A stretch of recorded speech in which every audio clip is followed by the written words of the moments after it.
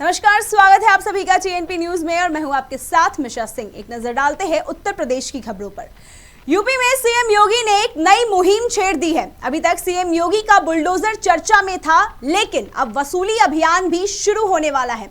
इस नई मुहिम के तहत फर्जी तरीके से राशन कार्ड बनवाकर गरीबों का निवाला छीनने वाले अपात्र कार्ड धारकों के खिलाफ कार्रवाई होगी और उनसे रिकवरी की जाएगी। बता दें कि सीएम योगी ने पूरे प्रदेश में जिला प्रशासन को आदेश भेजकर अपात्र कार्ड धारकों के खिलाफ कार्रवाई करने की बात कही है।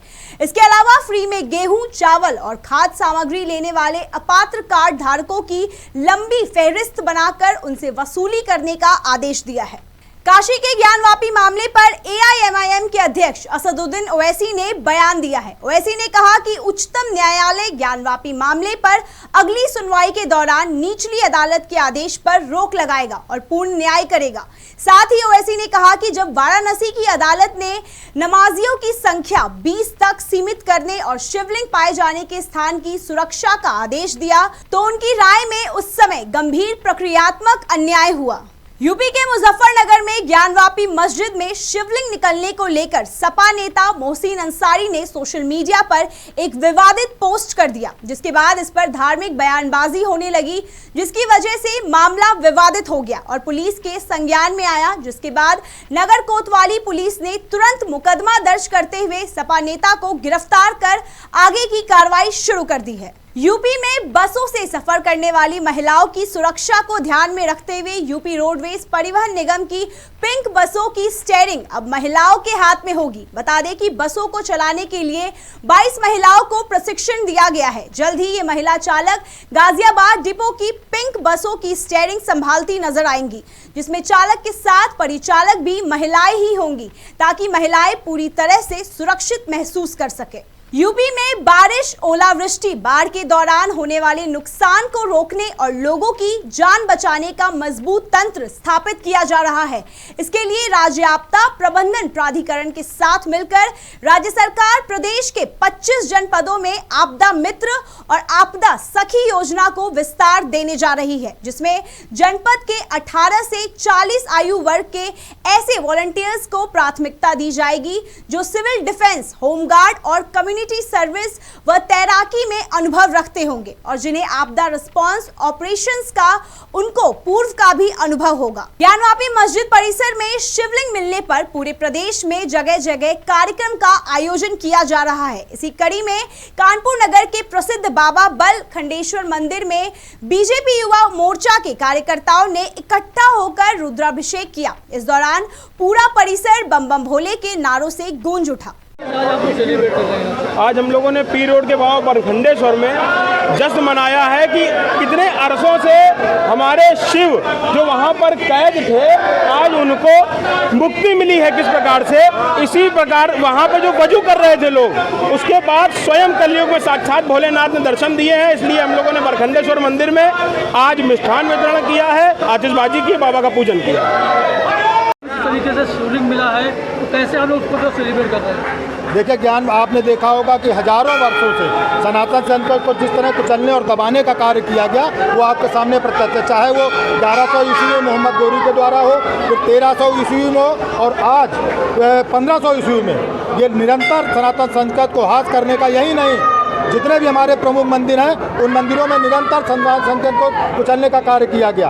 आज आपने देखा होगा हमारे नंदी जी की जो इतने दिनों की तपस्या वो फलीभूत हुई है। सोनभद्र के दूधी विधानसभा से पूर्व विधायक रही रूबी प्रसाद का जाति प्रमाण पत्र निरस्त कर दिया गया है। बता दें कि अनुसूचित जाति जनजाति आयोग की ओर से गठित कमेटी ने फैसला देते हुए उनके प्रमाण पत्र को फर्जी करार दिया है। इसके साथ ही उनके खिलाफ फर्जीवाड़े से जुड़ी गंभीर धाराओं में मुकदमा दर्ज किए जाने के साथ ही रिकवरी की कार्रवाई भी की जा सकती है। कानपुर जनपद की ग्राम पंचायतों में सरकार की तरफ से चलाई जा रही तमाम योजनाओं से जुड़ी शिकायतों के निस्तारण के लिए एक कार्यक्रम रखा गया, जिसकी अध्यक्षता जिलाधिकारी नेहा शर्मा ने की। इस दौरान कार्यक्रम में पहुंचे सभी ग्राम प्रधानों ने मनरेगा कार्मिकों की शिकायतें सुनी गई, जिसके बाद जिलाधिकारी ने समस्याओं के तत्काल निस्तारण का आदेश दिया। मैं ग्राम पंचायत सिंहपुर कछार पहली बार ग्राम प्रधान बना हुआ हूँ। जो मुख्यमंत्री की ये योजना है सब प्रधानों को एकत्रित करने के जिलाधिकारी महोदय द्वारा, उसमें हम सब प्रधान इकट्ठे हुए हैं और सबसे अच्छा कार्य करने के लिए ये जिलाधिकारी की बहुत अच्छी पहल है और हमें अपने गांव को मॉडल बनाना है और हम इस सब प्रधानों से ये कहना चाहते हैं कि हर ग्राम पंचायत को मॉडल बनाया जाए मुख्यमंत्री योजना की और अपने जिलाधिकारी महोदय की। आज ग्राम प्रधानों के साथ में जनपद कानपुर नगर के सभी ग्राम पंचायतों से आए ग्राम प्रधानों के साथ यहाँ पर संवाद किया गया। एक कार्यशाला जैसी आयोजित की गई थी, खास तौर पे ग्राम विकास की विभिन्न योजनाएं, अन्य जनपद स्तर पर संचालित योजनाओं के बारे में अभिमुखीकरण और समस्याओं के संबंध में जानकारी की गई। अपेक्षाएं क्या हैं शासन प्रशासन की, एक गांव में किस प्रकार से समेकित रूप से विकास होना चाहिए, इस बारे में दिशा निर्देश दिए गए। एक बहुत ही सकारात्मक संवाद रहा जिसमें हर प्रकार से एक डायलॉग स्थापित हुआ है। लोगों की कुछ समस्याएं भी इंगित हुई हैं, उन पर भी प्रभावी कार्रवाई के निर्देश दिए हैं।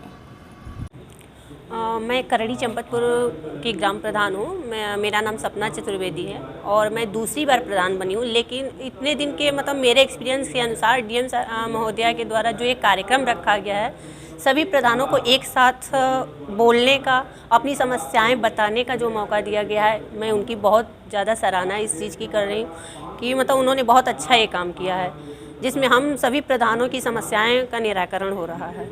यूपी के उन्नाव से एक सिपाही के रोने का वीडियो सोशल मीडिया पर जमकर वायरल हो रहा है। बता दें कि सत्ता के रौब में बीजेपी नेता ने ट्रैफिक पुलिस कर्मी के साथ इसीलिए बदसलूकी की क्योंकि सिपाही गाड़ी में लगे हूटर की फोटो खींच रहा था। सिपाही के साथ केवल बदसलूकी ही नहीं की गई बल्कि बीच सड़क पर जमकर हंगामा भी किया। बात यही खत्म नहीं, सत्ता के नशे में चूर बीजेपी नेता सिपाही को खींचकर थाने तक ले गया, जहां कोतवाल के सामने भी बीजेपी नेता ने उसके साथ बदसलूकी की, जिस पर कोतवाल के सामने सिपाही फूट फूट कर रोया। जिसके बाद से ही राजनीतिक गलियारों में भी चर्चाएं गर्म हो गई है और मामले ने तुल पकड़ लिया, जिस पर अफसरों ने कहा है कि जांच पर कड़ी कार्रवाई की जाएगी। वक्त हो चुका है एक छोटे से ब्रेक का। ब्रेक के उस पार खबरों का सिलसिला यूं ही चलता रहेगा।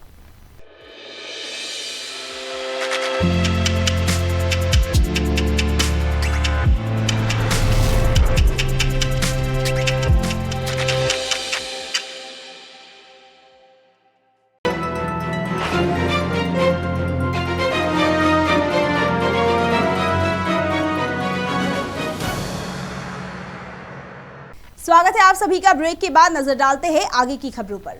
पूरे भारत में इन दिनों भीषण गर्मी हो रही है। हालात ये है कि घर से बाहर निकलना भी मुश्किल है। इसी बीच यूपी के मुरादाबाद में एक सरकारी स्कूल से हैरान कर देने वाली तस्वीर सामने आई है, जहां तपती धूप के बीच प्राइमरी स्कूल में बच्चे खुले में पढ़ने के लिए मजबूर है। और यही नहीं, इतनी कड़कती धूप के बीच ना तो बच्चों के लिए पीने के पानी की व्यवस्था है और ना ही शौचालय की। प्रतापगढ़ में विकास खंड कुंडा के बानेमऊ प्राथमिक स्कूल का जर्जर गेट गिरने से छात्रा की मौत हो गई, साथ ही एक छात्र जख्मी हो गया, जिसके बाद स्कूल में खलबली मच गई। मामले की जानकारी देते हुए मौके पर मौजूद लोगों ने बताया कि स्कूल के घटिया निर्माण के कारण बाउंड्री पर बना गेट बच्चों पर गिर गया, जिस पर अभी तक किसी भी तरह की कोई भी कार्रवाई नहीं हुई है। जहां एक तरफ पूरे देश में भीषण गर्मी का प्रकोप देखने को मिल रहा है, तो वहीं दूसरी तरफ जनता की प्यास बुझाने के लिए लगाए गए सरकारी वाटर कूलर खराब पड़े हैं। मामला औरैया जिले के रूरूगंज का है, जहां प्रशासन की तरफ से लगाए गए वाटर कूलर खराब पड़े हैं, जिससे आम जनता को मुसीबतों का सामना करना पड़ रहा है। इस मामले में जब अधिकारियों से बात करने की कोशिश की गई तो उनका कहना है कि जल्द ही ठीक कराया जाएगा। गोरखपुर से बांद्रा जाने वाली हमसफर एक्सप्रेस में बम की सूचना मिलने से रेलवे स्टेशन पर हड़कंप मच गया। सूचना मिलते ही आरपीएफ और जीआरपी की टीम ने मौके पर पहुंचकर तलाशी शुरू की। हालांकि देर रात तक चली चेकिंग में किसी भी तरह की संवेदनशील वस्तु नहीं मिली। ऐसे में सब कुछ सामान्य होने पर 3 घंटे 35 मिनट की देरी से ट्रेन को रवाना किया गया। यूपी के औरैया जनपद में अवैध शराब के खिलाफ प्रशासन सख्त नजर आ रहा है। बता दें कि पुलिस प्रशासन ने कोर्ट के आदेश पर अवैध शराब को नष्ट करने का नया तरीका निकाला है। जिले में अवैध शराब की बोतलों पर रोलर चलाया गया, जिसमें लगभग 40,000 लीटर शराब नष्ट की गई है, जिनकी कीमत 1 करोड़ से भी ज्यादा बताई जा रही है। देश और विदेश की तमाम खबरें देखने के लिए बने रहिए TNP न्यूज के साथ और हमारे चैनल को लाइक, कमेंट, सब्सक्राइब जरूर करें और ताजा अपडेट्स के लिए www.tnpnews.in पर जाएं।